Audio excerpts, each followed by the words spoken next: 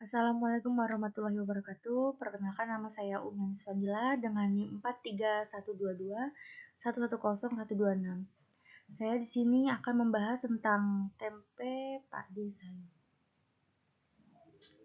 Baik, di sini dengan dosen Ibu Ririn Wulandari. Kita lanjut. Kita bahas tentang latar belakang dulu. Padi sayur ini, teknologi digital telah membawa perubahan besar dalam dunia pemasaran. Pemasaran tidak lagi terbatas pada metode konvensional, namun telah berkembang ke platform online seperti media sosial dan aplikasi pemesanan. E-marketing menjadi strategi penting bagi pelaku usaha kecil, termasuk penjual produk makanan tradisional seperti tempe ini.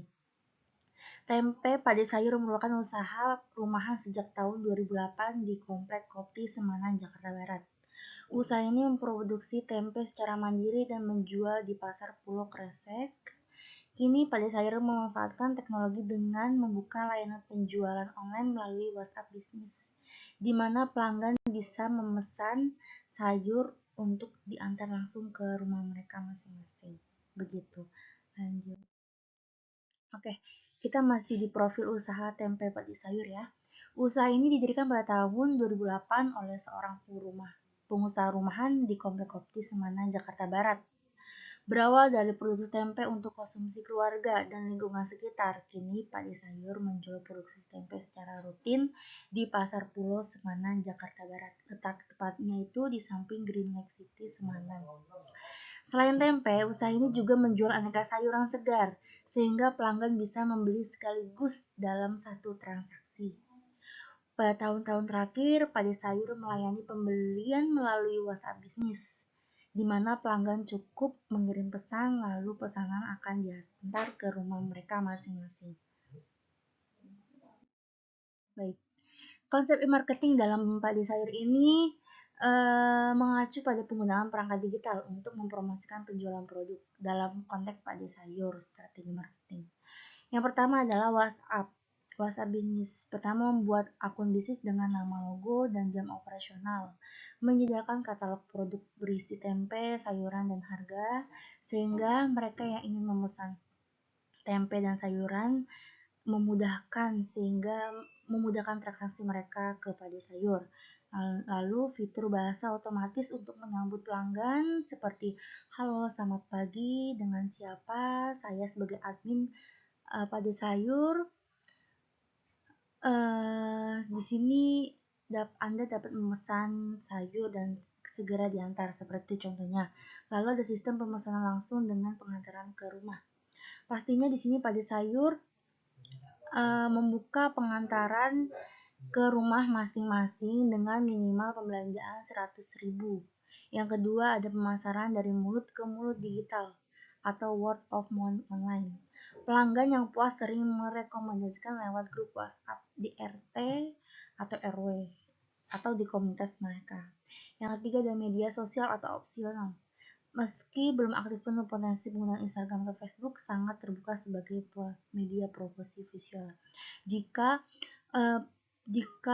tempe padi sayur ini bisa membuka melalui penjualan Instagram dan Facebook, pasti saya yakin produksi tempe ini bakal semakin maju. Contohnya, penjualan tempe padi sayur ini sudah menggunakan WhatsApp dan mereka sudah mempunyai banyak pelanggan, dan mereka juga sudah membuat keripik-keripik tempe yang banyak disukai oleh ibu-ibu di perumahan Pulau Semanan, Jakarta Barat, seperti itu.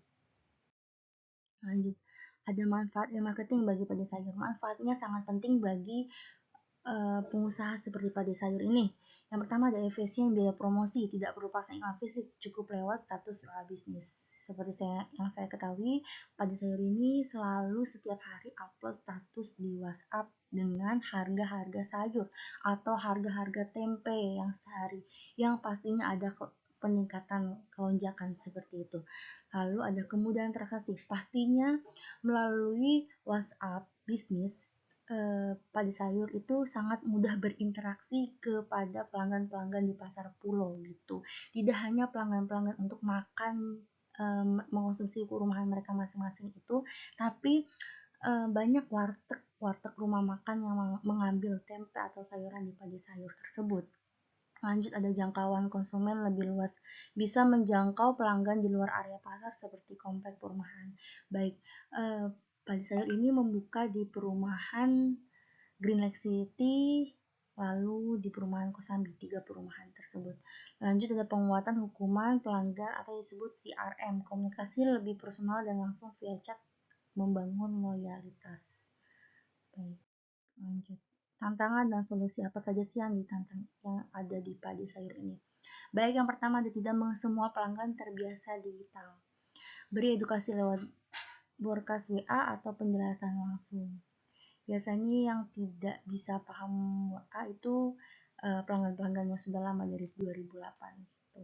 Yang kedua, ada produk tempe mudah rusak. Terapkan sistem pre-order dan pengantaran cepat. Lalu ada kompetitor mulai meniru sistem digital.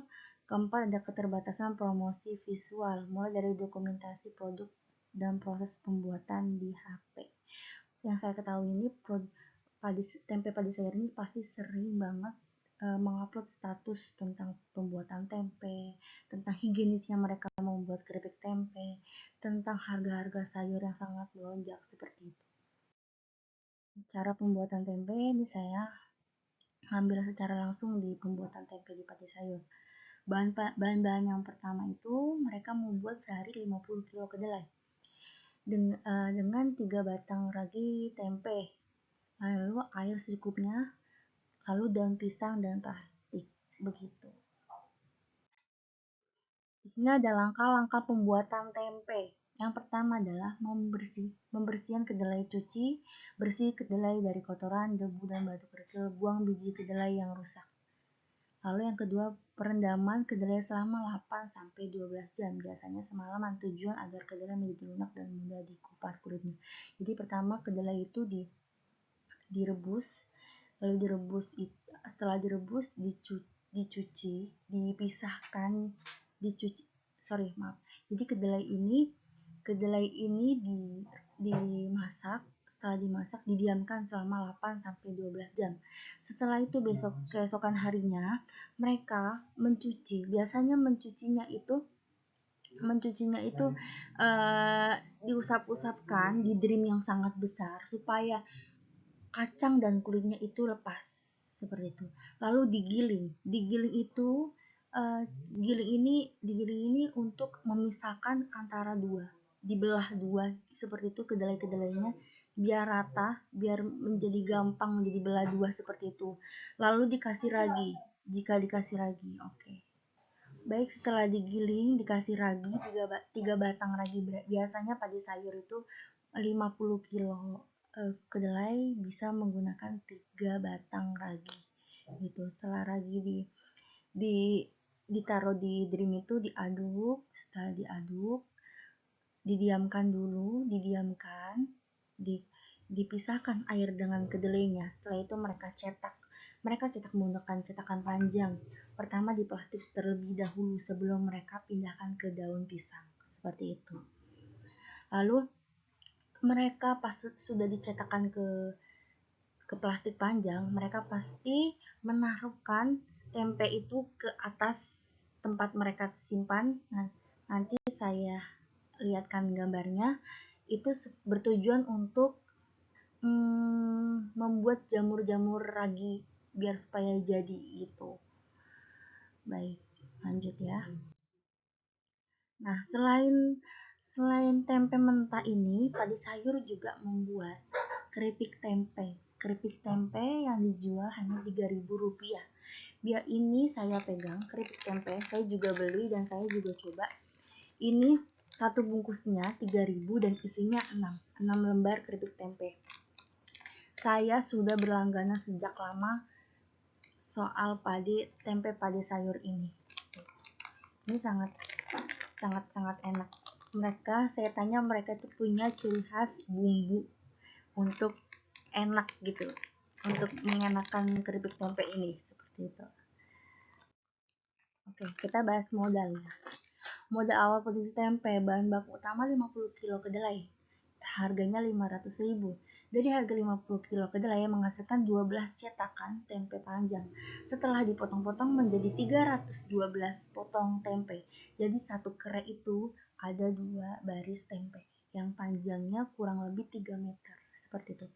Produksi tempe dan keripik tempe per hari dari 312 potongan tempe, sebagian dijual sebagai tempe segar, sebagian dijual menjadi keripik tempe yang bisa per hari Padi Sayur menghasilkan 50 bungkus. Seperti itu. Harga jual tempe keripik itu harga jual tempe dan keripik. Tempe ukuran sedang harganya 5.000. Tempe ukuran besar itu harganya 7.000. Dan keripik tempe sendiri harganya 3.000. Yang saya pegang ini harganya 5.000.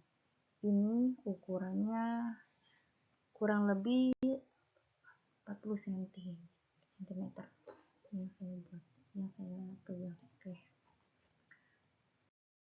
Baik, pendapatan per hari estimasi kasarnya dari 312 potong tempe, 262 potong dijual segar dengan asumsi 1 juta dan 62 potong ukuran besar dengan harga 7.000 dengan hasilnya 434.000. Lalu 50 potong diolah jadi keripik, 5 bungkus dikali 3.000, hasilnya 150.000. Dari total keseluruhan penghasilan dari tempe segar dan keripik tempe harganya Rp1.584.000. Seperti itu. Kesimpulan dari usaha ini, usaha tempe Padi Sayur telah menerapkan strategi marketing sederhana namun efektif, yang dengan menggunakan WhatsApp bisnis sebagai media penjualan dan pemesanan. Pemasaran digital ini memudahkan pelanggan untuk berbelanja, memperkuat loyalitas pelanggan, dan memperkuat jangkauan pasar dengan pendekatan langsung ke konsumen melalui teknologi. Usaha rumahan ini mampu bertahan dan terus berkembang di tengah persaingan. Seperti itu. Terima kasih. Saya di sini membawakan tentang produk tempe dari Padi Sayur. Terima kasih. Wassalamualaikum warahmatullahi wabarakatuh.